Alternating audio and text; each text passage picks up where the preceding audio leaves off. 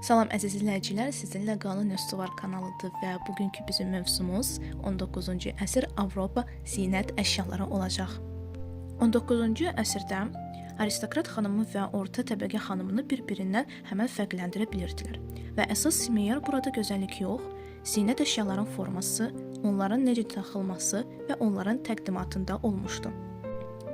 Burjua qadınlarının zinət əşyaları təzə görünüşə malik olmuş, sanki dünən alınmışdı.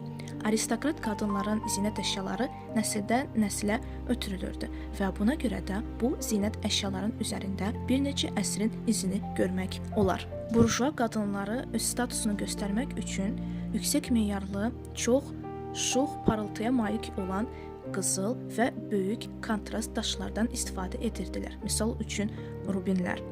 Bu zinət əşyaları uzaqdan gözə çarpan idilər və hətta sahiblərini öz parıltısı ilə gizlədə bilərdilər. Lakin aristokrat qadınlar gözə çarpmayan, sadə, elegant zinət əşyaları istifadə edirdilər. Sakit uyğunlaşdırma istifadə olunurdu. Daş və metal vəhdət təşkil edirdi. Məsələn, gümüş ilə birlikdə brilyant, mirvari, bəzən də bir qədər gözə çarpan sapfir və zümrüd daşları istifadə olunurdu.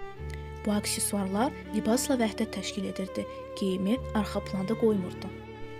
Aristokrat və yaxud burjua qadınını təyin etmək üçün təbii ki, zinət əşyanın necə taxılması da əsas rol oynayırdı. Məsələn, burjua qadınları çox vaxtı öz zinət əşyalarına tez-tez toxunurdu ki, diqqət cəlb etsinlər. Aristokratlar üçün isə zinət əşyaları libasın bir hissəsi olmuşdu və onlar üçün bu adi bir geyim elementi hesab edilirdi.